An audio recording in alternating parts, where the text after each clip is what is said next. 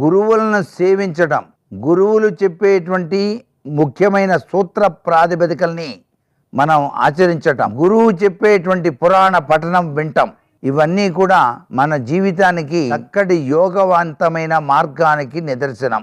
దేవునికి నైవేద్యం పెట్టేటప్పుడు కూడాను ఆ నైవేద్యంలో దాగిన పరమార్థాన్ని గుర్తెరగాలి ప్రతి ఒక్కరూ కూడా. అన్నం పరబ్రహ్మ స్వరూపం కాబట్టి అన్నానికి అధిష్టాన దేవత అన్నపూర్ణాదేవి కాబట్టి ఈ కలియుగంలో ప్రాణం అన్నాన్ని ఆశ్రయించి ఉంటుంది కాబట్టి అటువంటి అన్నంతో కూడినటువంటి వివిధ రకాలైన పదార్థములను నిత్యం కూడాను మనం ఇంటిలో పూజ చేసేటువంటి దేవతా విగ్రహాలకు నైవేద్యంగా సమర్పించడం వల్ల మన జన్మాంతరాల పాపాలన్నీ కూడా పటాపంచలైపోయి సన్మార్గవంతమైన ప్రభావం కలిగి తీరుతుంది. గురువులను ఆశ్రయించి గురూపదేశం పొంది గురు శుశ్రూష చేసి గురువు చెప్పేటువంటి దివ్యవంతమైన సూత్రాల్ని మనం ఆచరించినట్లయితే మన జీవితంలో ఎదురయ్యేటువంటి వివిధ రకాలైన సమస్యల విషవలయాల నుంచి మనం బయటపడటానికి ఆస్కారం ఉంటుంది.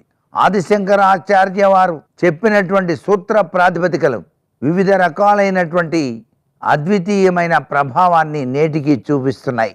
ఆయన శిష్యులను పరీక్షించినటువంటి విధి విధానంలో చాలా చక్కటి యోగవంతమైన కథలు కూడా మనం జ్ఞప్తికి తెచ్చుకుంటూ ఉంటాం. గురువు ఎక్కడ ఉన్నప్పటికీ కూడాను శిష్యుని యొక్క పురోభివృద్ధినే కోరుకుంటారు. అందుకే ఏ దేశంలో ఉన్నా ఏ ప్రాంతంలో ఉన్నా మనస్ఫూర్తిగా మనం గురుబ్రహ్మ అంటూ ఒక్కసారి ధ్యానిస్తేనే చాలు ఆయన యొక్క దివ్యవంతమైనటువంటి తేజస్కిరణాలు అణుశక్తిలా మన పైన ప్రసరించబడి మన జీవితం సన్మార్గం వైపు పయనింపజేయటానికి ఆ దివ్యవంతమైన తత్వచింతన ఎంతగానో సహకరిస్తుంది.